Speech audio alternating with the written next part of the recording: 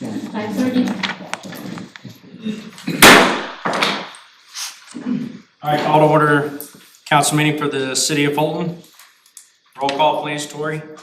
Mayor Malone, Here. Alderperson Spoonstra, Here. Burgraff, Here. King, Here. Mask, Here. Ratcliffe, Here. Sewell, Here. Van Campen. Here. Wilkin. Here. All right, if everyone join me in the pledge of allegiance, please.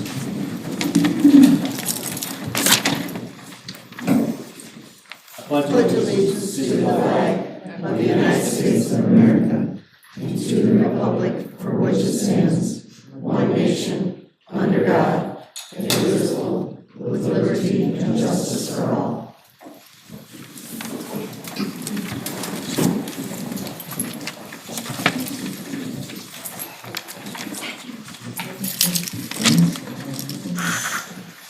All right, we have a couple presentations tonight. First is Eric and Tammy.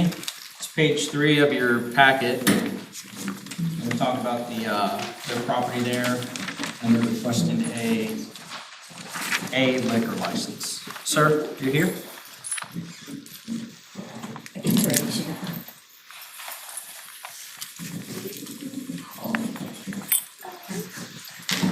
Following is a revised business plan for Barrick and Tammy Warringay. We're using the existing structure at 2001 9th Street in Fulton Industrial Park to operate a full bar. Approximately, how our increase is, approximately 4,000 square feet of interior space will be used. 1,000 of the space has already been refurbished, as you've seen in the previous photos. We proposed to refurbish, remodel an additional 3,000 square feet of interior space to accommodate an average sized bar, 2 pool tables, 2 dartboards, and 2 golf simulators.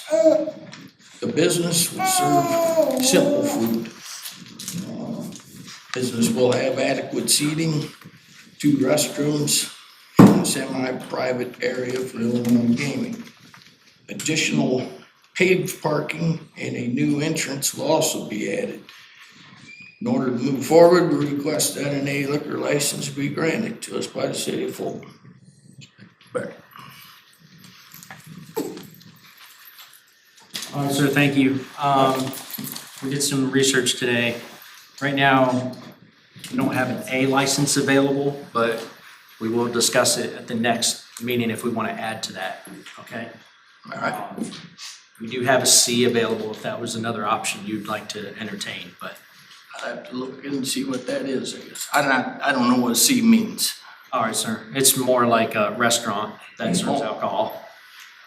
It doesn't allow gaming though, but it doesn't mean you can't change it later. It's just another, another option if the council decides not to grant another A, but we'll discuss it next council meeting and let you know the outcome. All right. Renee's not here today, but is Renee here tomorrow? Yes. Renee, she has extensive knowledge on all the liquor licenses, so you can come in and talk with her and fill out an application. Well, yeah, she's the one that recommended that I apply for the A. Okay, That's where I got that from, was Renee. all right, sir. Does council have any questions for him? How many seats in that bar will you have? How many seats would there Seats, be? tables, Um, I guess, what's your occupancy in there? it's a large area, I guess I'd wanna, I haven't thought that far ahead, to be honest, but I mean, I'm picturing, cause we gotta build everything, so it's easy to tailor, I guess, however we need to. But I was thinking that, like a 3/4 bar can come around that to fill up, I mean, there's a lot of space, it'd be pretty large. So be like similar to like. Well, I say like Hardee's average out here? size, cause I guess I'm thinking like, Denny's and, I'd say probably larger than what Johnny's has, but, similar to something like Denny's always got going on, I'd say. Or Hunter's, even Hunter's got a pretty nice one, something equivalent to that. Any idea of the sales of beer, liquor compared to food? What type of split you're looking at? Or is it strictly Split? just gonna You be mean a that bar liquor- with a, Liquor and food? yeah, I thought the food wise, well, I mean, I was leaning more towards a bar than I was a restaurant. The food, I was thinking it'd be kinda cool. I did simple, it makes sense, just the frozen pizzas, but obtain them from local favorites, like by Manny's, Half Baked, maybe Frank's, Vitale's, and just have a, you know, not your store-bought frozen pizza, but a decent one, you know, for at the places that people like to go in this locality. okay, thank you. That would work. Anyone else? You say you're gonna look at adding a new entrance and additional paved parking. I was looking at your pictures, doesn't look like a lot of parking would be available in the front, so where would the parking be? Yeah, do you know where it's at? I'm now? familiar, yeah, I drove by. Yeah, I figured that existing blacktop probably just go towards drives with it. And then the entrance, cause that's the side that I'm proposing to put the bar on, I guess in that larger area that, of the building. And then probably towards drives from the existing entrance. Sure. Put an additional entrance and windows. Okay, And then the parking area would be there, so that'd make for a pretty large area, really, parking wise. thank you. Anyone else?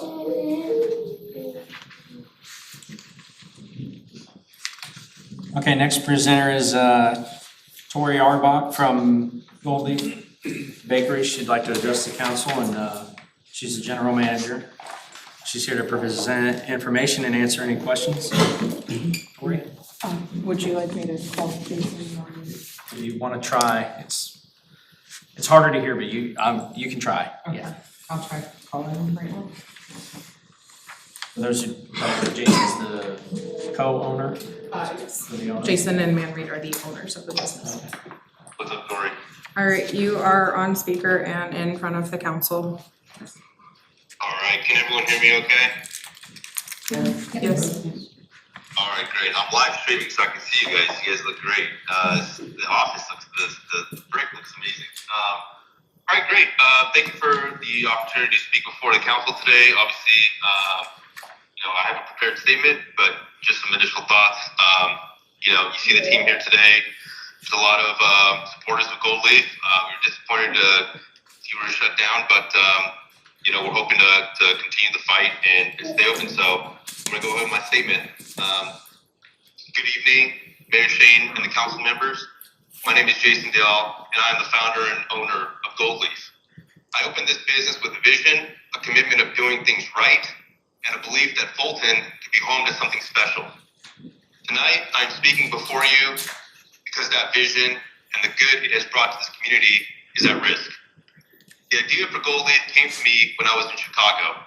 I saw hemp-derived businesses popping up, not the shady, back alley types. These were professionally run bakeries with clean, elevated branding, precise product standards, and customers from every walk of life. I thought, why can't Fulton have something like that? Before we opened, we didn't just wing it. We did months of homework. And I don't mean casual research, I mean detailed due diligence. I traveled, met with other business owners, contacted the state of Illinois, and we studied how to operate within the law.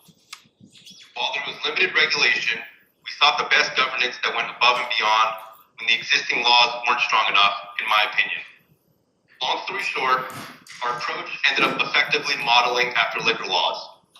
We implemented an age restriction of 21 plus, applied clear labeling on our packaging, lab tested our products, ensuring precise, consistent, and safe outcomes. And that is how we've operated from day one. We built Gold Leaf to be different from the start. We created an atmosphere more like an elevated cafe than anything else. Our space is welcoming, clean, and professional. The kind of place you feel comfortable bringing a friend, a family member, or a visitor from out of town. And people came. They came from across Illinois, nearby states like Iowa, Missouri, Wisconsin, Indiana, and across the country like California, Texas, New York, Florida, Ohio, Pennsylvania, and more. In fact, we've had visitors from 37 out of 48 continental states. That's over 75%. People have driven hours just to visit us. I would ask you, what other business in Fulton is pulling in that kind of customers across that many states? How often does 4th Street get that kind of attention? Gold Leaf was doing that. From day one, we had nothing to hide. We worked directly with the city administrator to open our doors. He was immensely helpful in ensuring we got the appropriate licenses in place. We held a wonderful ribbon cutting ceremony where many visitors, some of whom are on the city council today, joined us in celebrating what we believed was a great potential for Fulton. I'll be honest with you, when I first opened Gold Leaf, I thought it would be a great side hustle, a little way to make extra income. But something else was brewing that I never expected. I saw people's lives change. Over time, the financial success of the business became secondary to something much more meaningful. Our customers told us they've eliminated or vastly reduced their reliance on prescription medication that were doing more harm than good to their bodies. People said they found a way to live with less anxiety. And it wasn't just the customers. The Gold Leaf team found freedom in their work. They got to create, to experiment, to bring joy to people through their craft. They took ownership of their roles, and the results were nothing short of extraordinary. Last year, we brought in a consultant to audit our operations. He was from the Chicago area and was an expert in setting up and running hemp-derived bakeries like ours. His conclusion, not only were our compliance and processes impressive, but our products were truly special. He was impressed by the creativity and quality of our baked goods, and I took that as a testament to the hard work we've all put in. Gold Leaf is not just a bakery, it is a source of pride. But now, this council faces a decision. It's not just about us, it's about what kind of community Fulton wants to be. The council's decision will ripple far beyond me and the staff. It will impact our customers, their quality of life, and the image of our city. On 4th Street, our main street, multiple businesses have already closed. Most were victims of economic hardship. We faced those same hardships. But unlike other businesses, we weren't shut down by the economy. We were shut down by the city. After being told multiple times that the ordinance in question was not meant to apply to us. We are not asking for special treatment. We are asking for fair treatment, for the chance to continue serving the people who have trusted us, supported us, and built us into what we are today. We are here tonight with a group of supporters from the public, people who have experienced firsthand the positive impact Gold Leaf has had. They believe in us. They want to see us remain open. They are proof that what we've built is worth protecting. Gold Leaf has changed lives. It's brought strangers together, put Fulton on the map for something positive, and proven that you can run a business in this space with integrity, with compliance, and with heart. I believe we have earned the chance to continue that work. So tonight, I'm asking you to consider a carefully crafted amendment to Ordinance 1764 and Ordinance 1733 that would give businesses like ours, ones that have followed the rules, contributed to the community, and proven our value, the ability to keep serving Fulton, including the flexibility to move within the business district. We're not asking for a free pass. We're asking for the chance to keep operating under clear, thoughtful oversight from the city so everyone can feel confident about safety and compliance. This way, Fulton can still protect the intent of the ordinance, keep our streets safe, and hold on to the jobs, tax revenue, and reputation we've worked so hard to build together. Thank you, Council. I have also prepared a statement. Mayor Malone, members of the council, I want to first thank you all for allowing me to have the opportunity to speak for so many voices in our community. Gold Leaf was never about flooding the streets or making a quick profit or creating any kind of problems. Our purpose has always been to help build community, support our neighbors, and offer relief from the pain and challenges that life can bring. Every single day, we serve people from every walk of life: high school teachers managing arthritis, veterans living with PTSD, cancer patients just seeking end-of-life comfort. We've got grandparents that want to just enjoy a pain-free afternoon with their grandkids. We see people that have tried these prescriptions that they were given and found no relief until they walked through our doors. Their lives have been changed because of us. Hundreds of people in this and neighboring towns, and so many from far beyond, they depend on us for a better quality of life. They trust us because we do hold a hemp processor's license. Transparency is a staple of our business, and we have always gone above and beyond in self-regulating because our customer safety and trust matters more to us than anything. We test, we monitor, we listen, and we continually educate the people who trust us with their health. Gold Leaf is more than just a business. It is a part of Fulton's heartbeat. We create jobs, yes, but we also help bring life to downtown. We participate in the community events, we decorate for the seasons, and we continually strive to support other local businesses. But our reach goes far beyond our regular customers. We are a major driver of tourism to Fulton. We've had visitors tell us that the only reason they came to Fulton is to visit Gold Leaf. And then they stay, and they shop our small towns, they walk our street, and they visit our attractions that do represent the heart of this community. One customer who couldn't be here tonight asked me to share this. My fiance has had 2 strokes and struggles with seizures, and we have finally found something to help manage and control his seizures through Gold Leaf. Not only are these products incredibly beneficial, but they're also affordable.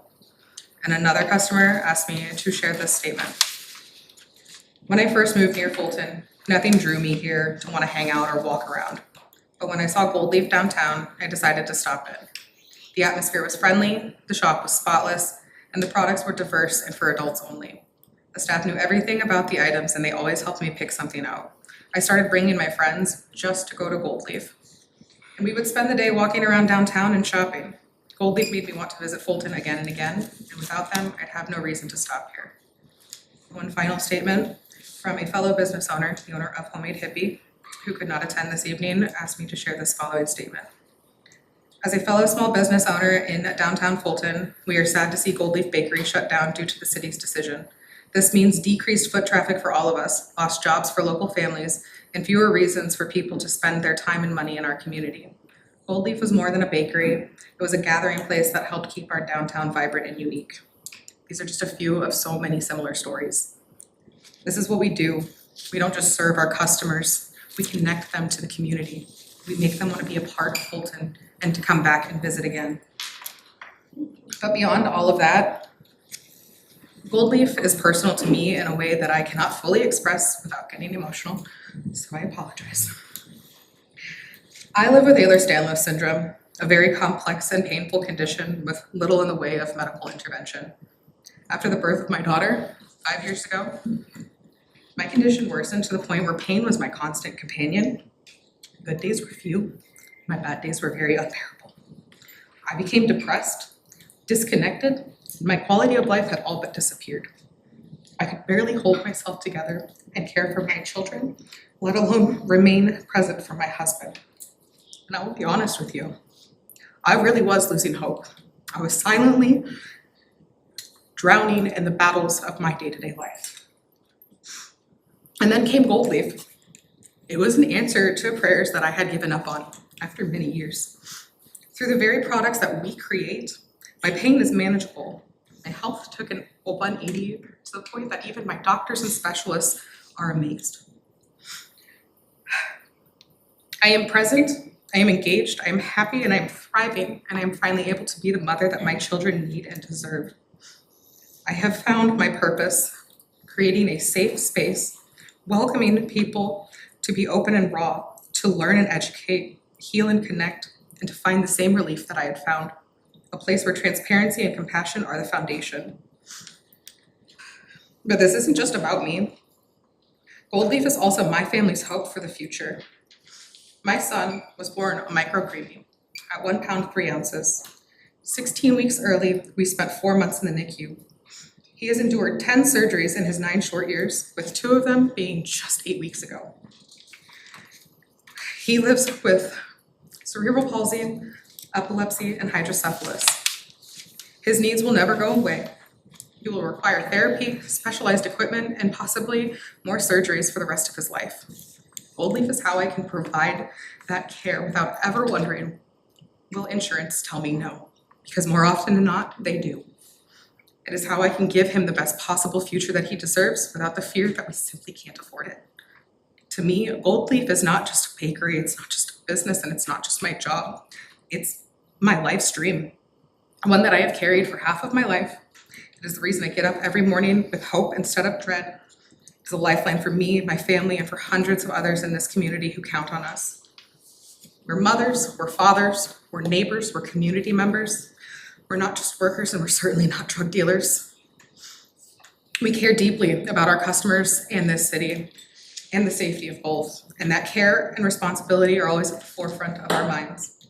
This is why I'm asking you all with sincerity, please amend this ordinance to allow us to reopen and to grant us the flexibility to relocate if necessary. Let Gold Leaf remain a part of Fulton's story, supporting our residents, strengthening our downtown, drawing visitors in, and changing lives. Let us keep being the safe, positive, responsible part of Fulton that we have already proven we can be. Because for so many people, myself included, Gold Leaf isn't just a place, it's the reason that we can keep going. Thank you. Thank you. Is Jason still there? Yes. Yep, I'm still here. All right. Does anyone have any questions for Jason or Tori?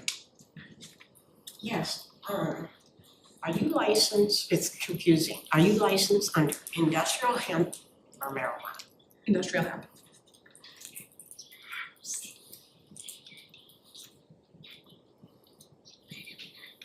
Yeah, just to add to that, so industrial hemp license allows us to prepare and sell hemp-derived baked goods, so proper licensing. Can you say that again, Jason? Just saying that the license that we have is a industrial hemp license that allows us to create and distribute hemp-derived goods. So we're not just a retailer, our license is so that we can create products with it. We're not just reselling. Sorry, I have a question. Yes. What would you say, estimate, is the percentage of sales from the bakery between your actual baked goods and third-party goods that you sell at your store? Our baked goods and like our cafe drinks is probably about 60% of our sales. And then the other 40% comes from the third-party products that you guys sell? Like the balms, the pain gummies, tinctures.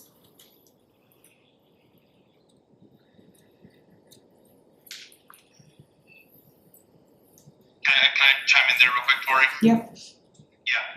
Yeah, so we had a decision early on. The other businesses that I visited in Chicago, some of them had a model where some of the products were uninfused, some of the products were infused, and they were trying to go for much more of like a family-friendly cafe, right? When we were deciding to open Gold Leaf, we wanted to eliminate any confusion of what products people were taking out of the building, what was infused, what was not infused. So we sacrificed a part of the market where we were asked multiple times, can I just get an uninfused coffee? Can I have an uninfused baked good? And we sacrificed that part of the market to provide clarity that all of our products, they're infused with something, right? Nothing that you walk out of here is uninfused. And so we didn't want to create any kind of confusion. The product gets in the wrong hands, whatnot. So you walk into a liquor store, everything's liquor. Yeah, and if it's not, it's clearly labeled. Same thing with us. We wanted everything to be infused, so there was just zero confusion on what products underage people could have, which is none, and which products were for 21 plus, which is all of them. What do you mean by infused? So Infused with hemp. yes, so our baked goods, our cafe drinks, our lemonades, all of those are infused with the Delta 9 THC. Or we have some baked goods that are like a ratio to CBD to THC to help with the people that can't tolerate THC as well. It helps with their pain, and it just kind of keeps them balanced so that they're not having that over intoxicating effect, because we don't ever want that. We talk with our customers and we try to feel out what your consumption level is, what's your experience. We have these conversations with every customer that walks in the door, unless they are a regular, because they know what they want. We never want to over serve or over intoxicate somebody, because those effects can be damaging, and that's not our goal. Yeah, I'd like to add to that. So one thing I'll add is we can only control what customers do while they're in our shop. Okay, just like you can go to a liquor store, you can buy a handle. That store owner has no clue what you're gonna do with it. If you're gonna drink all of it by yourself, that's actually a lethal decision that you're making. I'd like to remind everyone, hemp-derived goods on their own, like, are not the same lethal level as alcohol, right? It doesn't even come close. So there's that. And second point, I forgot my second point. But yeah, just the second point is, look, the laws, there are bad actors in the hemp industry. They exist, but they exist because the existing laws aren't tight enough on something that is psychoactive, right? So just like alcohol and other products, right, there's more regulation around it. What we're asking is not to just completely shut us down. I would recommend you apply certain levels of regulation so that you can eliminate the bad actors, but keep the good guys like Gold Leaf in the picture, right? Whether it's requiring a license, or if you require appropriate packaging and labeling, or if it's, certified lab results on products. We have a certified lab test for each and every one of our product types. We have written out recipes, and we test to make sure there's no aluminum or metals or other things in our products. So instead of just, going completely shut us down, like a great, in the middle would be find some level of regulation so we can self-regulate both and perhaps be a model for the state or whoever at a grander level on how to appropriately regulate this industry instead of completely shutting it down. To bounce off that just real quick, so with the current federal and state hemp laws, we could, under law, legally sell products that are up to 300 milligrams a serving. We don't do that. The highest cookie or edible that you will get from us is 100 milligrams. The highest drink you'll ever get from us is 120 milligrams, and that's still far beyond that 0.3% to keep us legal. Like, so it's, I worded that improperly, I apologize. So we're doing we're still doing less than what we could do, because again, our goal isn't to over intoxicate people, it's to help. I don't understand all this stuff, so Okay, I apologize. no, that's okay. Wait, can you make the stuff still without the Delta 9? I'm not grasping this. So that's like the most beneficial part of what our shop does. A lot of our customers and consumers, like I said, have pain. THC helps with pain, it helps with anxiety, it helps with depression, it helps cancer patients have the ability to eat after their chemo treatments. It's the most medicinal part. The CBD, the CBG, we can do that as well, but it's still coming from the hemp plant, and it's while beneficial, not as beneficial as the THC. They work better together, they're a powerhouse, they're a team. I have a question, another question. We've referenced Delta 9 THC in your products. Do you sell any products over there that contain Delta 8 or Delta 10? Absolutely not. The business has started and will always remain to be the naturally occurring parts of the plant. We don't want the synthetics, even though we could make a very quick profit off of them like so many do. We don't want that, because that's not our goal. We're organic, we're natural, we make our own, like all of our baked goods and our drinks are made from scratch. We were actually in the process of starting to make our own syrups for our drinks that had antioxidant properties. We're trying to help with gut health, with overall just wellness.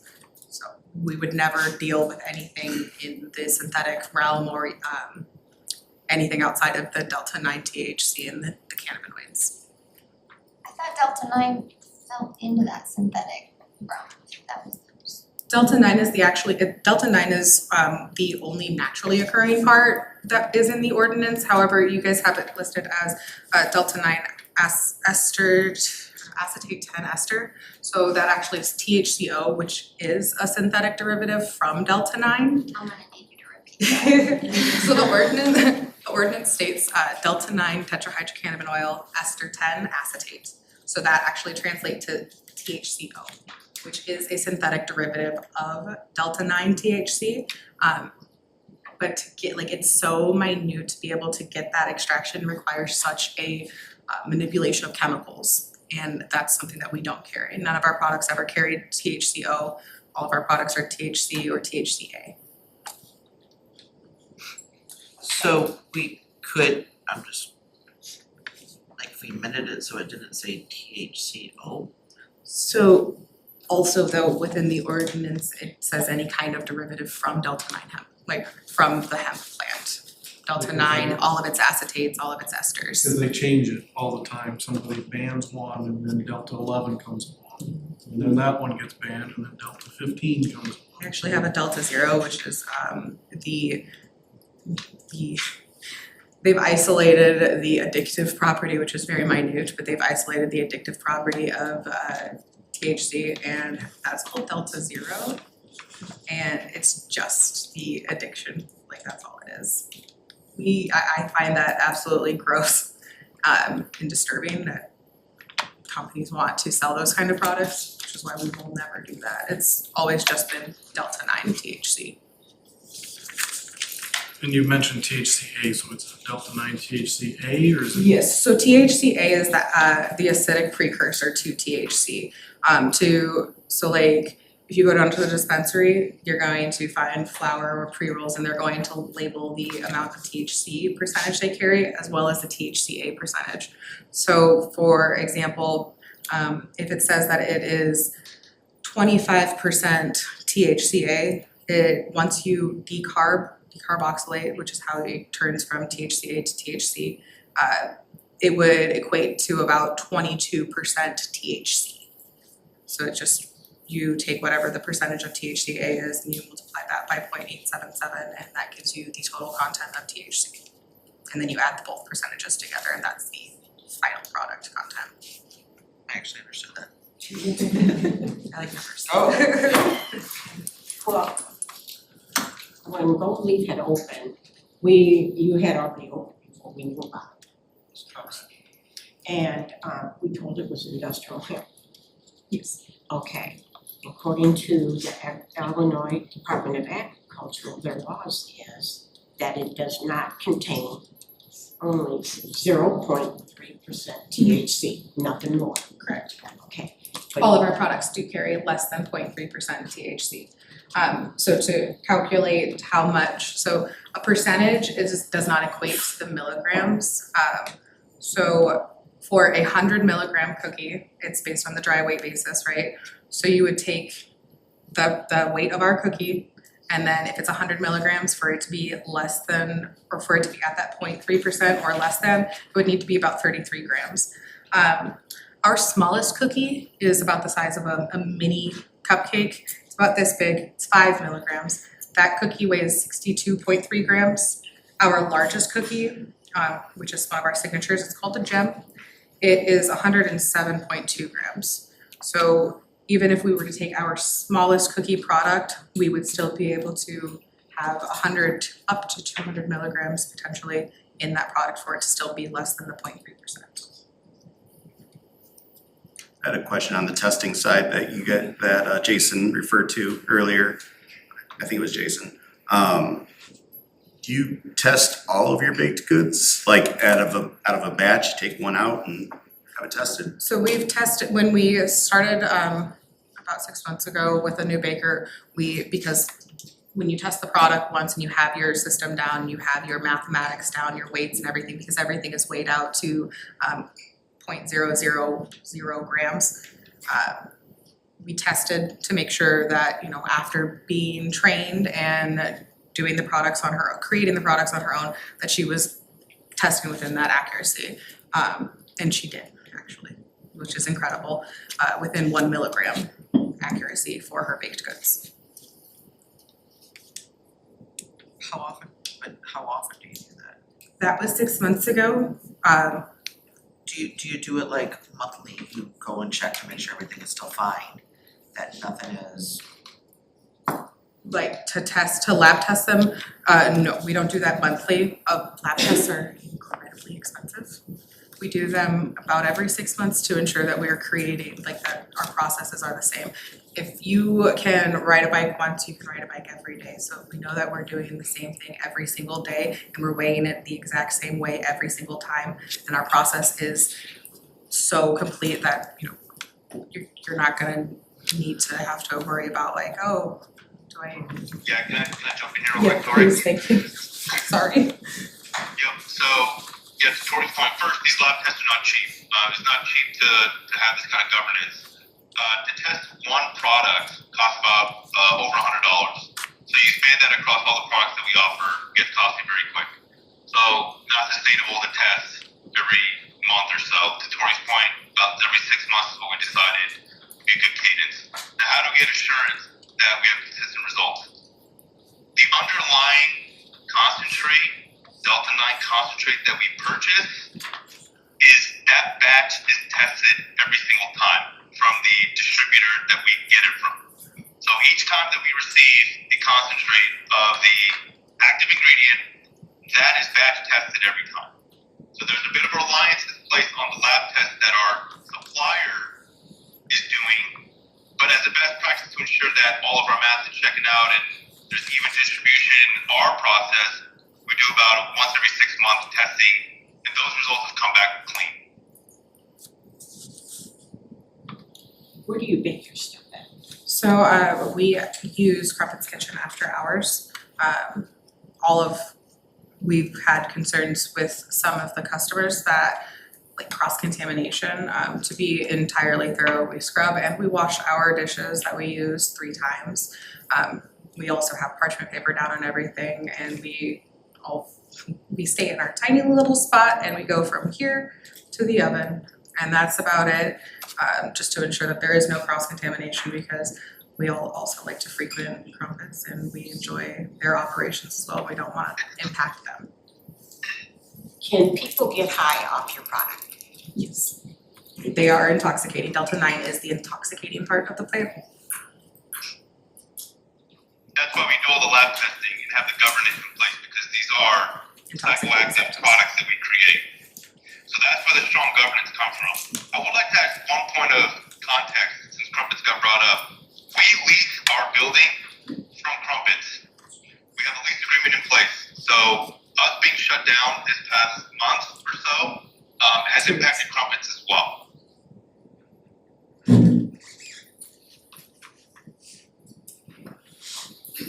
Anyone else? So with your drinks, I go down, I buy an 80 milligram coffee. It comes with a straw in it, right? We have wrapped straws. I walk out, I get in my car and I start drinking that. I get high, We can't also guarantee working at a liquor store that you're not gonna take you're a not sugar getting a to straw your with a spot. drink at the liquor store. That is true, but we can't guarantee what people do when they walk out of our store. What's the question there? That like you buy a drink and you get in your car and you drink and you're getting high while you're in your car. While you're Right, driving. so there is a delayed onset to where About 30 minutes, 45 minutes. So I need to be where I need to be by 30 minutes, otherwise. And we tell our customers about the onsets of all of our products because each product varies in their onset. do you have like, just out of curiosity, do you have like, you know, they have the warnings on cigarettes, like pregnant women shouldn't, do you have that like in your door, like, hey, remember onset can take whatever, just to No, but that's not a remind- bad idea. So just so people can be like, hey, you know, I did just take a drink, so I need to get where I'm going. One of the projects that I was working on before we closed was creating an informational wall that helps people like with their own education about industrial hemp, the differences between cannabis and hemp, their medicinal benefits, and then the onsets I could definitely add into our informational wall. Gold Leaf has been a ongoing project. We are constantly working on trying to improve our processes, our products, and just make sure that we're delivering safety and transparency to everybody.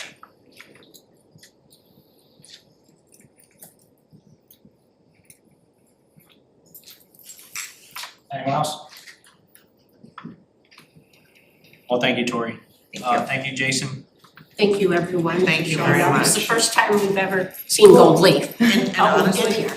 I understand more now than what, you know, one of my thing was like when I was talking, I'm like, I felt very uncomfortable because I don't know what A lot of our customers do come in, about 50% of our customers are over the age of 65.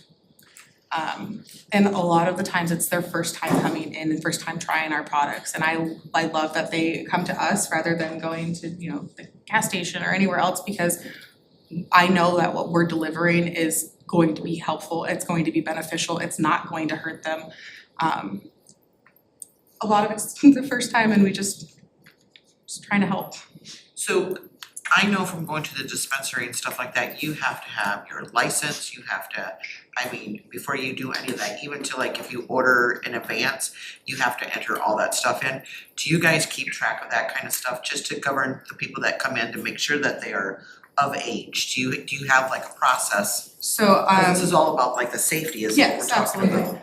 So obviously, if you're over the age of 65, we're not gonna require your ID, because we know that you're over the age of 21. Anybody that looks under the age of 30 gets carded. By the time they walk in the door, we say, "Hi, how are you? Do you have your ID on you?" Every single one of my employees will, that's our opening statement. Do you have your ID on you? We check to ensure that they are of age, and then we do try to log our customers into our system, not only for like our benefit, but for theirs as well, so we can help keep track of their purchases, so they know which products worked for them and which products don't. One additional question on this kind of clarity.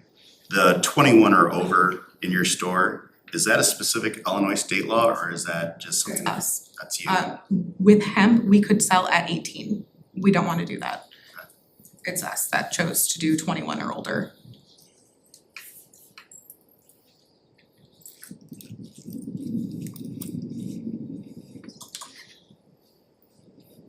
Anyone else? Thank you, yeah.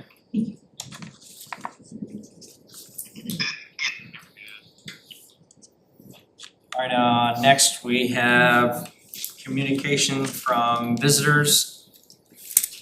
Brad Falk is here, sir. You want the podium or? What's that? No, okay. I guess it doesn't matter. Do you wanna text it to me? Sorry, yours is timed. Yeah, time. Okay. Yeah, so we just heard the Golden people are coming down to talk about this issue. For those of you that don't know me, I built and formerly owned Eagle River Liquor. I worked there for 25 years, sold it to my good friend Gerlove about 5.5, 6 years ago. Actually went on to work took my beverage experience and went to work for a large beverage distributor out of Elmhurst. We're currently probably the biggest THC beverage distributor in all of Illinois. So we were kind of blindsided when they just full decided to shut it down for the city. We kind of built Eagle River 30 years ago as kind of a destination store. It's attracted people from all over the Midwest. Continues to do so, and we feel like the THC ban in Fulton kind of just limits the beverage appeal of the store. The last thing we wanna see is people just going to Morrison, Albany, other places to get their very low dose THC drinks, which seem to be a much safer alternative to alcohol. Alcohol sales are going down and down and down, and THC beverages are slowly kind of replacing them as people look for a healthy alternative to them. Just like non-alcoholic beer and wines are kind of growing, This is becoming one of the quick like social replacements. So we just wanted to kind of voice our agreement. We hope that the council looks at some kind of change. Natural Delta-9 has proven to be very, very safe. The state of Illinois does require beverages to be 21 and over, so that's been there from day one. The state has no plans on banning it. In fact, they're probably going to add some regulations even further at some point. We're very much pro that. We would like to see it be kept low dose. For example, most of what I sell is between 5 and 10 milligrams. So very low, just kind of an alcohol alternative, a social tonic as we call it. So that's all I got. Any quick questions? Good question, Brad. Fire away. I believe Eagle River recently received a license that will allow them to serve samples on site. Is that correct? Oh, I don't know about that. So, You received a license change recently that will allow you to serve on site, correct? Serve alcohol Oh. samples on site. oh, because of the machines? Correct. Yeah, right. Last time I was in there, I don't think he had the machines in there, so I know that's coming though, right? In that space, any person or any business that has that license, you can drink while you're on those machines, correct? Yes. Okay. Not THC. But not THC, okay, and that was a point of clarity I wanted to make. We are selling them in a lot of on-premise establishments though. Places are using them as an alternative. And they can consume on site? Yes, very much. Yeah, there's no regulations against that, at least at this point. They are training, just like with alcohol, how to notice if somebody's inebriated. That stuff is being added to the training. Okay. But, the one rule in Illinois, you cannot serve a customer both at the same time. Okay. So, Sorry. yeah, that is, no, you're good. That is, Serve what? you can't serve somebody a drink mixed with THC and alcohol together. That is one of the state rules. And so to have a drink with the Delta-9 or whatever, you have to be 21. Yeah, you have to be. So you, just real quick, you had said that they could be 18 if they come So, in, but you Most of these beverages are being sold in a bar setting though. On the the beverages specifically in Illinois are 21. We've Like the got prepackaged beverages. more than just beverages in our spot. Okay. I thought I had it and then I just got confused. You got it. I actually, on-site consumption is not illegal or legal, there's not a blanket yes or no in the state of Illinois. It's left up to the municipalities, so it would be, up to the city if they did want to allow or disallow that consumption on-site for places. But like Brad said, alcohol sales are starting to drop and people want to have more of like a dry bar experience without that over intoxication of alcohol.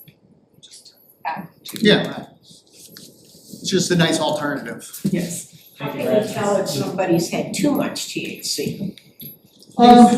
Yeah, go ahead, you're probably more the expert. So when you start to consume THC, right, you're gonna feel some effects of euphoria, you're gonna be a little giggly.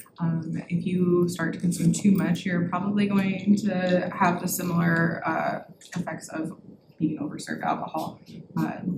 Slurred speech, delayed reaction time, just being a little bit more, what's the word I'm looking for? Nuisance, that would be the word. So if a person, say, has too much THC, now if you have alcohol too much, our police officers can test for that. But if they have too much THC, They do have tests for on-site, like for recent consumption, mouth swabs. I don't know if our police department yeah, but if has they're that. driving or going somewhere, and how do you? Like they have mouth swabs and stuff that they can do recent tests. I know in Colorado that a lot of the police stations have those kind of testing kits. You have to take it to the hospital for cholesterol. But it's out there that it is something that It is an option, yes. eventually this is just gonna be evolve and we'll have to adapt eventually down the road for like stuff, because people will be driving under the influence of. Are the cans Are those regulated, or would that be considered an open container in a vehicle if you're driving, or is that? I would Yeah, I mean, So I yours haven't would heard be, of but anybody. yours wouldn't. I mean, I would It's say. alcohol, it's specific in the statute for open alcohol in the vehicle. Right, no but if it's alcohol, open THC container, I think you're in a gray area there. Yeah, it's probably pretty gray at this point. Yeah, it would still fall under some form of but we don't have a way to test it other than blood draw, which blood draw would take a court Blood order.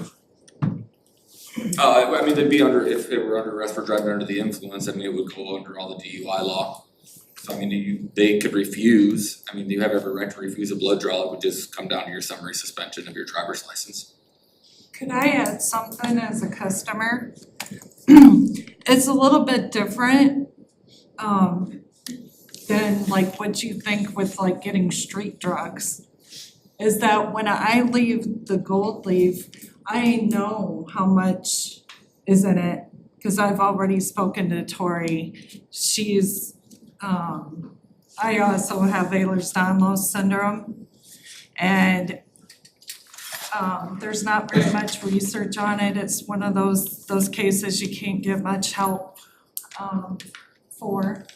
And she is so knowledgeable. She can tell you everything about everything in that store. It's amazing. And she's making sure I get the right dosage.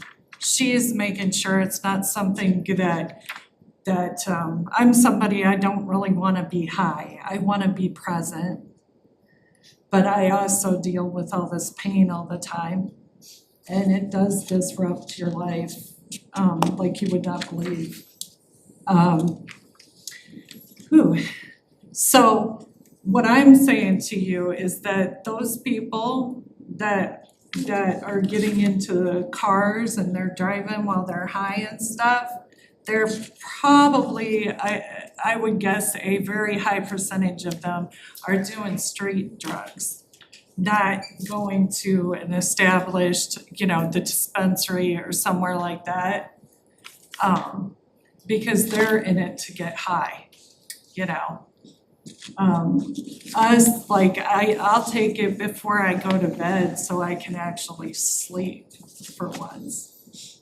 Cause sleeping is painful, So like, I don't think that, that in those dosages that you're talking about, or like with the drinks, one of my favorite things will be to get a low dosage in a tea, because I can sip on it all day and it helps with the pain, but I never get high. Because I'm just taking a little sip here and there, So like what she was saying for like 30 minutes or so, that's if you like drank it all and took all the 20 milligrams, within 30 minutes, you're gonna feel those effects. But if you're just sipping on a drink, it just doesn't affect you in that way that you're thinking. to get the full intoxication effects, you would have to drink the entire contents of the drink, which is Yes. about between 16 to 24 ounces. You would have to drink all of that at the same time rather quickly to get that full massive intoxication effect. And on top of that, the effects wear off when you do that, when you drink it and really fast, the effects wear off after about an hour and a half. Do you use the dispensary? I have, yeah. That's where I started, and I actually started using stuff that was CBD based and didn't have the THC. The older I get, the worse my condition is and the more pain I experience. And when Gold Leaf opened, I decided to try them. And I was lucky, Tori was there when I went in, and she just knew so much, about their products, and she could really give me what I was looking for. So you offer something different than what the dispensary has. It's not the same. So when you get down to when you get down to it, The chemicals of the hemp plant and the cannabis plant molecularly are the same. The differences between the two plants is the content in which those chemicals appear. The cannabis sativa plant has a higher THC percentage throughout the plant and holds a lower cannabinoid percentage, while hemp is the opposite. We have a higher cannabinoid percentage and a lower THC percentage, which makes it more medicinally effective, which is why she's feeling more relief from our products than what she's getting from the dispensary, because it contains higher content of CBD, which is that pain relieving aspect. Thank you. Thank you, Brad. Yep. All right, next visitor is Jody Borgman, please. Jody, Can I stay seated? you can stay seated. Okay, I'm pretty good. I wanna thank you, Mayor, for coming up and taking us serious, what we found, what we showed you. And something else we didn't speak about today, thank you for calling me. The day after you came up and took that reading, Mark went out the next morning and it was only 1.4. 1.4, the radiation level. In my bedroom, on the middle of my bed, my reading was 0.1. I could actually see these heels start to sores start to heal. I'm literally being microwaved. And I talked to the mayor today, and he's reached out to ComEd about the radiation up in that neighborhood. But I was wondering if you could let these people know what that number was, and if I could show you. I can't wait. I'm being cooked. So, When I went to your house, it was 6.2 out in the alley there. And I did try to call ComEd 2 or 3 times last week, no answer, but I finally got a hold of them today. And talking with Jody, they were projected to fix it mid-September, but I kind of pushed them to act a little quicker. Their concern is just being 90 degrees and cutting people's air conditioner off for half a day. So talking with them, they're going to, they owe me an answer next week. After school starts and the kids are back in school, because they don't wanna, make less people less comfortable in that amount of time. It's gonna affect like 12 neighbors in her block area. So. People would be inconvenienced to help out situations. Pardon me? Yeah, I wouldn't think so either, and I I said I would think your neighbors would be okay with being inconvenienced to help out a situation like that. well, when it affects your health, yeah. You know, the kids are now wearing eyeglasses. If a mom cow was living in that radiation while pregnant, the babies come out with cataracts. That's how dangerous this is. So I think anybody would be, if it was my kid, shut it off, fix it. So, but thank you for taking us serious on how dangerous this stuff is. I've literally got sores from being cooked on the hands. I'm trying. Huh? I'm trying. Yeah, we appreciate you. Thank you for doing that. Okay, that is all from the visitors, so next we have item 7. All items in the consent agenda will be enacted by single motion and roll call vote. Any item may be removed upon request by the mayor or alderman and considered individually after all other items of business on the consent agenda. First, we'll be looking at the regular meeting minutes from June 28th. We're gonna approve the bill list, page 9 and 10, and then the treasurer report page 11 through 18. May I have a motion? Second. Any discussion on any of these items?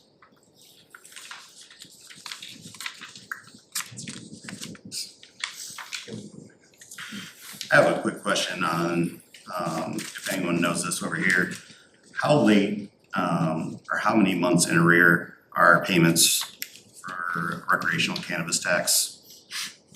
Like, is it 2 months? I don't know that, I don't know that either.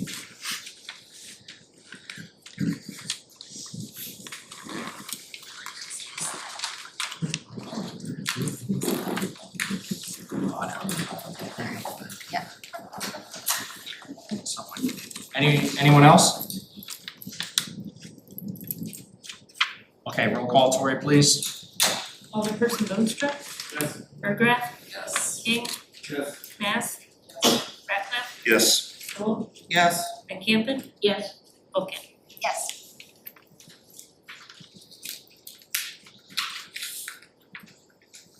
All right, next is motion to approve and vote on the Harold Shaver zoning variance to allow for a fence to extend beyond front of the principal building. It's page 19 and 20. May I have a motion? So Second. Any discussion? I know two of you sat on the Yeah. zoning board. I was looked at it, it don't cause any, there's no interference or anything that would cause any problems. Adam, do you have anything to add? Yeah, and they wanna do it more for a safety issue for the grandchildren, so I mean, Okay.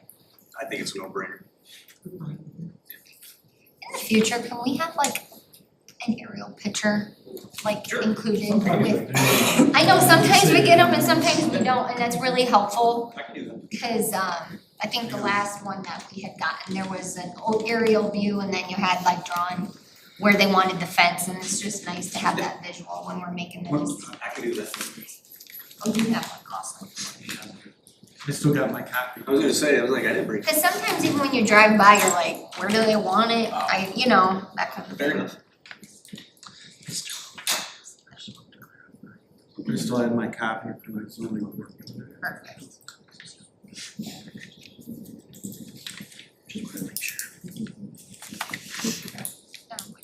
Alright.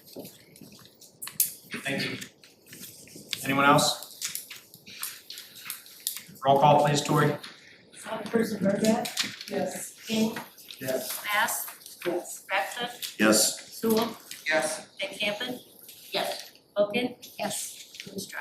Yes. All right, next we have a motion to vote to approve the payment to Willett Hoffman for 4th Street sidewalk and streetlight replacement, 10th Avenue to 12th Avenue. It's pages 21 through 26. I'll make that motion. Thank you. Second? Discussion?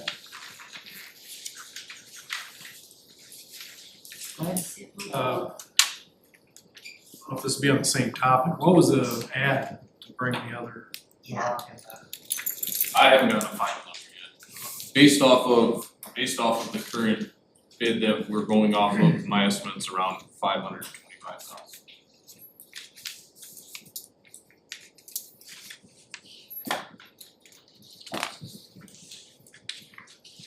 Is there like a payment schedule, like when we know we gotta make the next payment? How does it So be known? they're supposed to get them to us by the end of each month, so that way we can approve it at the first meeting.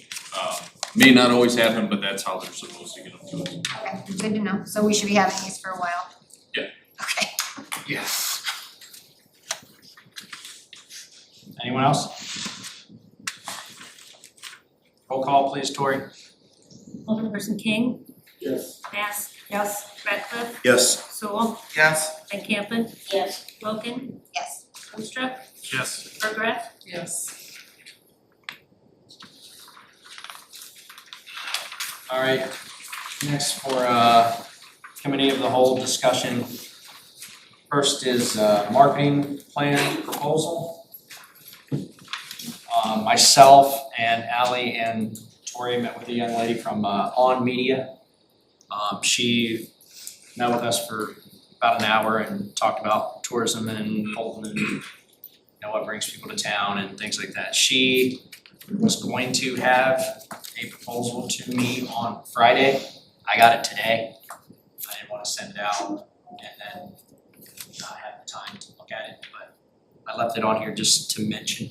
So I'll get that out to you all and then we can discuss it at the next meeting. And then This would be like a commercial spot or something. yeah, things like that. Social media, commercial, streaming services, there's a lot of information there. It's like 30-page slideshow. She's willing to come and talk as well, or present.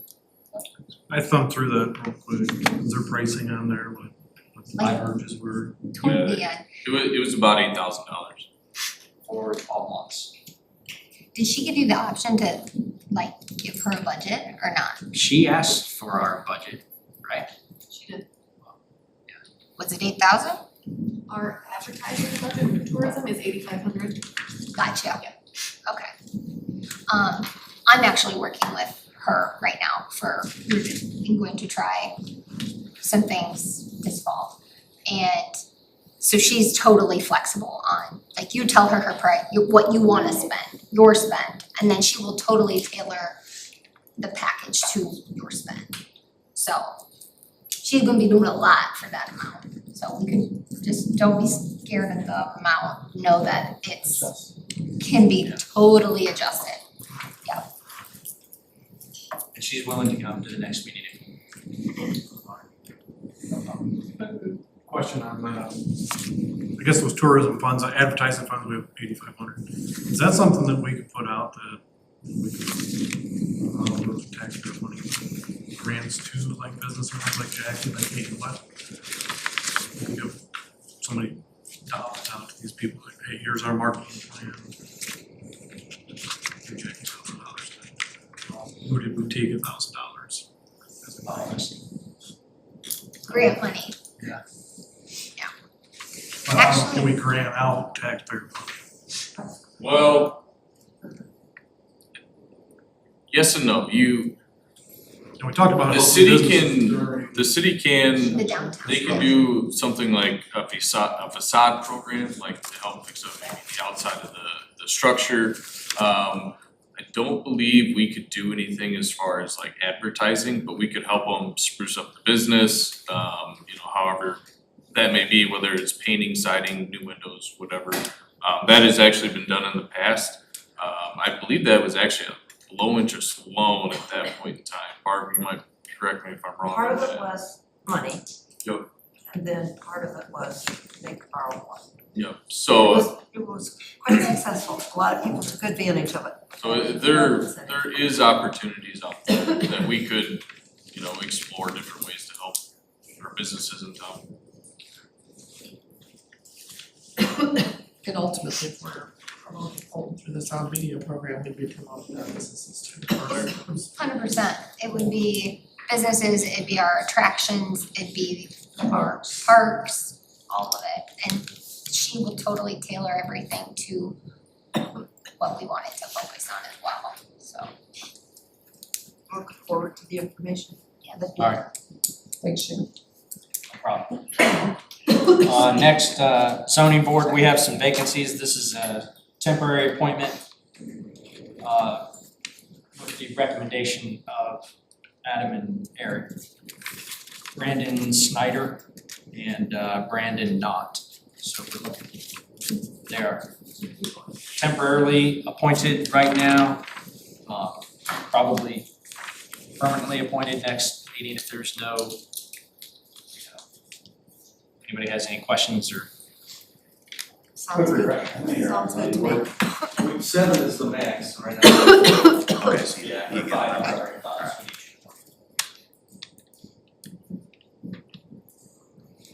Alright, down to new business, any alderman comments? Well, I just would like to thank everybody for coming tonight. I learned a lot about the products of the business and I thought you presented it very well to us. It also helps us to try to explain to the public when they ask us questions. So thank you very much, Tori, for coming and all the people that spoke and showed support. Appreciate that very much. Second.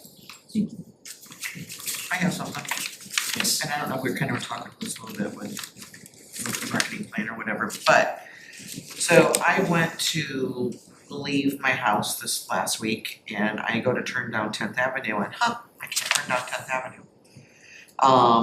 So then I'm like, oh, well, I'll just go around the block. Yep, can't do that.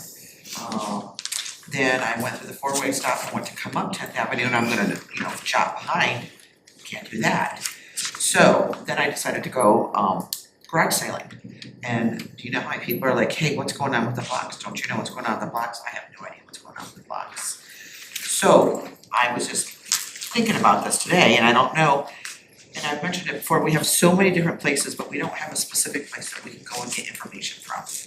I don't know, like, when it says Fulton 3500, visit www.fulton.whatever, US, so that could be a place where it says, hey, we have a calendar of events, we have 4th Street going on, we have the bridge that's gonna be closed, we have this roads that are gonna be closed, we need something, cause I get questions from people and I don't even know the answers, I didn't even know those were even gonna be shut down.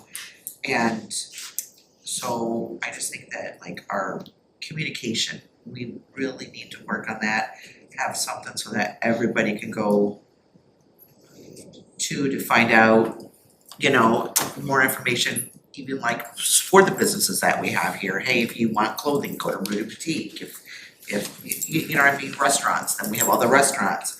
Just, we need more things focused, but also again for the communication, so the public can be like, what's going on, they can know to go to that page. And, Eric has like, I don't know, weekly updates. Hey, don't forget, this is what's gonna be going on in the city, and we're gonna be working on these streets, we're gonna be doing that. So that people know if there's closures. Again, I never run on time for anything, y'all know that. So if I go to turn down the street, come find out I can't, I'm already late. So then I have to figure another way to get there. So we just revamped our website within the last year. Is there a space on there, Tori, where we could have a link that would link to road closures and, yeah. Have you guys been on our website lately? If you go to the homepage, it says news and there's nothing. And it says events and there's nothing. So we gotta use the investment that we make. We've put money into the website and we're in this gray area because we don't have a position that technically. We're working on that, actually, we had a meeting this on that morning this for the Great, tourism great. coordinator. But, the information, even when that person comes, does need to funnel down from, well, Eric will be their boss, and then obviously, so someone has to be the decipher of what and when and how often. And I would love to see that thing updated weekly, if not daily, when something pertinent pops up, put it on there, and that could be like our defense, I'm not sure. Let's check the website, you're with a constituent and you're like, well, I know that's where the information, it would be a great hub. Again, though, also, when you're coming in and you see welcome to Fulton, population 3,500, then underneath that, please visit www.whatever our website is, so that they can get the information. Like when I close on a house in Fulton, I tell them, I give them all the restaurants, all the businesses, I give them as much as I can, stuff from the tourism and that. But I didn't even know we even had a website. Well, and like to speak to like the road closures and things, like we do vote on those happening, but it doesn't, you're absolutely right, we're not always up to date on when it's going to happen, like we didn't necessarily. But that would be a great thing for like Eric just to say, hey, Absolutely. welcome Monday, here's the good news. This road's gonna be closed this time, this is starting here, oh, this is delayed, hey, we made this progress on 4th Street, couple more months, and if people, it also, we can refer them, like what you say, the constituents, when they talk to us, I quit garage selling because I was getting a lot of questions and I just didn't really answer and I felt really bad. And we all know I like to shop, so. This is what me and Eric actually said this conversation earlier today, sent me a message, she's like, hey, I wanna put something on every week to you guys. So we just had this conversation prior to the meeting. Well, and that would be, our website would be a wonderful. Tool, we paid for it, so. Yeah, and let's use that and update, but we have to figure out who can do that, but we just need to. Tori, is it user friendly?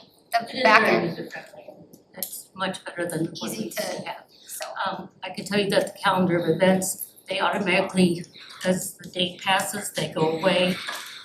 The calendar, or the events page, I could put more on there, but by the council, I'm only allowed 5 hours a month to take care of that website. So the new tourism person or whatever, I mean, but like but I mean, if there's different ones, like maybe when it comes to Public Works, then Eric, then maybe that's your, or Logan or whatever. Well, when I read your report And every today, department head should that be would able just to be do it. Yeah, honestly, really good to yes. put on there. It was a great report this time about what's happening. That would be a good report tonight. Well, and that's another thing, so we have on Facebook, there's like City of Fulton, there's all these different sites and you're getting, Information of Fulton. and you're getting so many different people, like people are upset about the trolls, people are upset about Golden Leaf, people are set, but if we have a place where this is what's going on. Well, and it's the true source of the accurate information. Exactly, this is what, even if we posted our meeting agenda minutes or whatever. They're on, those are. Are there, okay, so like I said, that's just I got hit with a lot this week and I was just like, I don't know those answers. Now we're going yard selling again. Well, no, we're not gonna go that far, but. Alright. Anyone else? Okay, department heads, Eric, do you wanna talk about the city administrator report? Yep, so majority of that is an update to what is going on downtown. Spoke with Greg this morning. Assuming weather, obviously a lot of this is weather dependent, assuming tomorrow there's no rain. All the light bases are gonna be done between 10th and 11th Avenue, those will all be done tomorrow. So then their plan is Wednesday to start tearing out concrete sidewalk on the corner of 10th Avenue coming back to the alley. They'll stop at the alleyway, they will get that formed up, poured back in, his plan is by Friday. And then Monday, that'll be open, then they'll jump to the other side of the road. They'll do the same thing coming back, and then they're just gonna work their way back. And then if the electricians, if they catch up to them, they're gonna go ahead and jump back. Start working on curb and gutter, try and get as much of that done as, the electricians are, trying to keep moving forward. So that was the last update as of this. As one side's done, can they open that side up? The sidewalk, you mean? Sidewalk, even the road? The road, not right away, because it won't be blacktop in yet. So my goal is as they get curb and gutter done along with the sidewalk, once it's all rocked back in, and cause they probably won't pave until they're ready to do the whole stretch. My goal would be to open a block up at a time, and then it may be down for another day or two in the fall, so that way they can blacktop. But my goal would be as they're progressing south, we can open a block up, as things are going. So, that's my hope, but we'll see how it goes. I have a question. I'm sorry, I didn't mean to interrupt anybody. Say that again. There is a sign down at 13th Avenue and 4th Street right now. That got put up Friday. The shops are open. Yep. Say that again. That's the only one we got. Yeah. It says, shops open, parking with arrows this way, so you have to turn left and left to park to access the stores. So there's one at, each end. Nope, just one. Oh, just the one. Oh, okay. I guess I assumed there was one at the other end, but I haven't come that way, so. Eric, I know that you and I and Keith talked about this on the 7th Avenue, 14th Street project. I don't know if Logan, if you got an update on it either, but I live one block over. Having a hard time believing that's gonna be done by Wednesday. So I talked to the contractor this morning, after receiving a text message from them. Their plan is to pave Wednesday, and I reiterated to him that he has to be done by 1 PM, like equipment done and out of there. Or he's gonna have a lot of issues, when school activities started, I think 5 that night. So unfortunately, I'm pushing them as much as I can, but I can only do so much at this point, so I am pushing them along. They did find some bad spots on 7th Street, or 7th Avenue, and then one on 14th Street, which is not uncommon, that does happen. They're older roads, there's really no base underneath of them, so we did find a couple, but those have been fixed. I was really pushing him to pave tomorrow, but as of this morning, that was not gonna be the case, so I'm gonna touch base with him again tomorrow morning. And specifically, from a school perspective, starting on Thursday, the stretch from 7th Avenue down, and then I guess it'd be down 3 blocks of 14th. Yes, they have, my goal to them is to be to 9th Avenue on 14th Street. So from 12th Street over to 9th Avenue on 14th Street, that is my goal for them that needs to be done Wednesday. I said the rest of it we can do after the fact, because then we don't have this, as much of the school traffic that we have to contend with. So that is my goal to them, is to get to that point. And then they can keep moving down 14th Street. Because the buses come up 12th, circle around, come out Come out at 13th. 13th. Okay. Yep. So, and I've been in contact with the bus barn, you know, when we get to that point to be in front of the bus barn, they don't foresee an issue, they can make arrangements to have the buses somewhere else during that point in time. So they're willing to make whatever adjustments they have. So someone from the district has been in touch with you about? Oh, I've been in touch with multiple people. Okay, alright.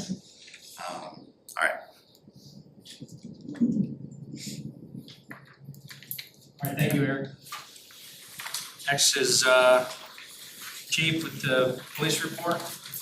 Yep, the kind of standard layout as I've been using, giving you guys all of our numbers for, not all the numbers, but the main activities for the month. Our calls for service were down a little bit, but a lot of our wrongdoers were dealt with a lot. We had a few more arrests this month than previous. It's a big month for community events, as everybody knows. We were lucky to participate in National Night Out in Erie last week. And then we have a very, very big National Night Out tomorrow here in Fulton. Carter and Dougwood Totally Tuesday again. And it's kind of a combination of a food truck event, a Totally Tuesday event, a touch of truck event, anything you can think of. Vendors, band, the whole shebang. So we're going all out again tomorrow for Fulton Night Out. This week is also the Whiteside County Fair for anybody that doesn't know. And then we are going to help out over and visit Clinton PD next week for Clinton's National Night Out. We were able to sell the Taurus for $4,200 on Purple Wave. We got that check in the mail. Funds were to buy that vehicle were taken from the drug fund. So those funds will be replaced back into the drug fund where they were taken, because that'd be state statute dictates how drug fund money can be used. Through administrative penalties, the police department was able to purchase a side-by-side, which we'll be able to use for our community events. It'll be at National Night Out tomorrow. So we'll be able to use that for community events. The big thing brought upon this excursion is the floods in Texas. You know, tragedies unfortunately bring out things that you might necessarily need.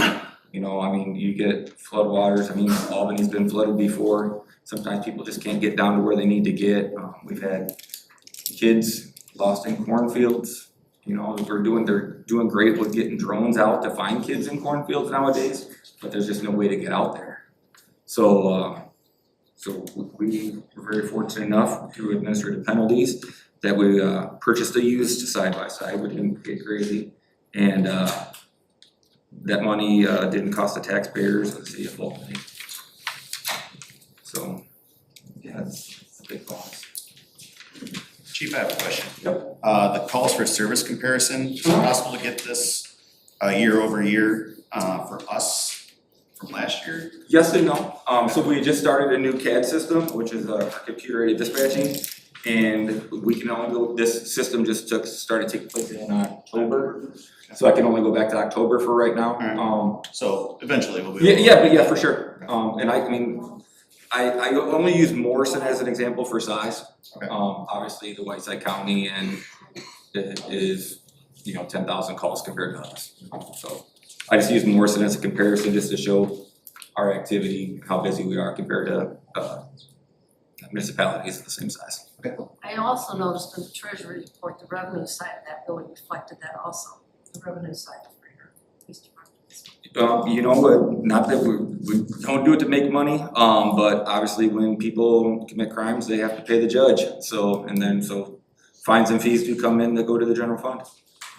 Nice to see revenue source.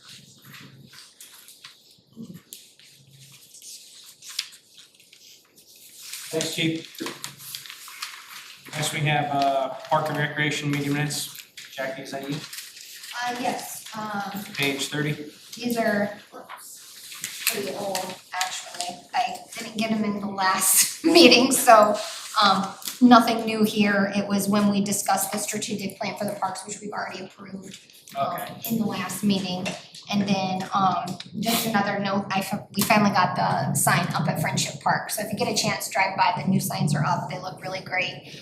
We used, Lindsay Kummer to design it, and then, RK Graphics made them, and then our Public Works Department put them up for us. So that's done, only a year later, but we got them up. I do have to say, the lighting up there is Yes, and Eric, It's great. fill us in on the light that they're ready to go. I was The gone only, this week, so the only thing we're waiting on is the lights for we have them, we're just waiting on the contractor to come back and set them. Cause he'll have to use our bucket truck to set them, cause ours is taller.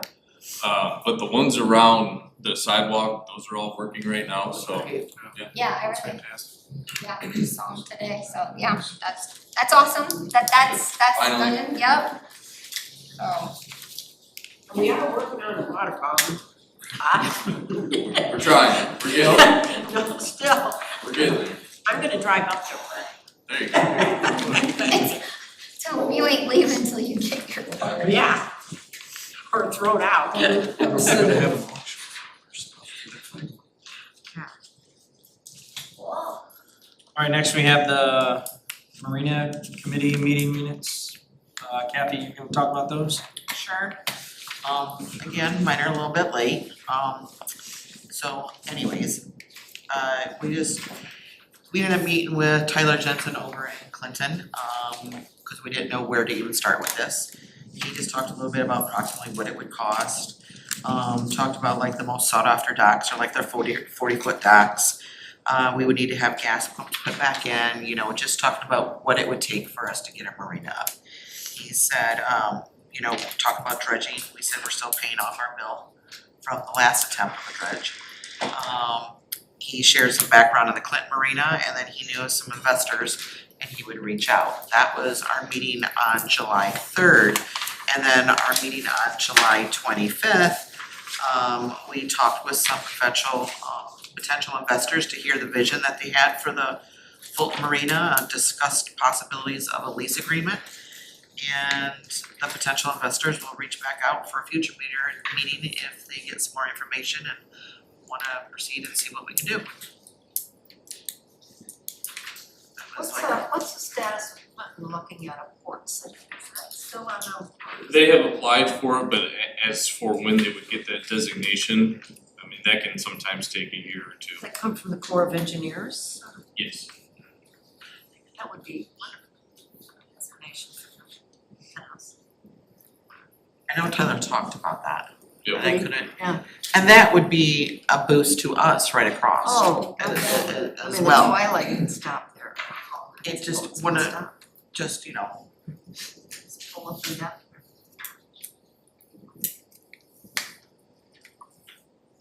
Anyone else? Okay, at this time I will entertain a motion in a second to go into closed session to discuss property. Can I get a motion, please? Before we do that, Shane, if I can, I just wanna thank everybody that came in today, either for another topic or in support of Gold Leaf. Thank you. We don't always have a full house in here, and it's nice to see whatever your feelings are on a certain topic that you are coming in front of the council to address them. So thank you for that. I know it can be easy to type something out on social media, sometimes get on a complaint about the city, but coming and presenting is so much more impactful because you know that we're all here now listening to that. So thank you very much.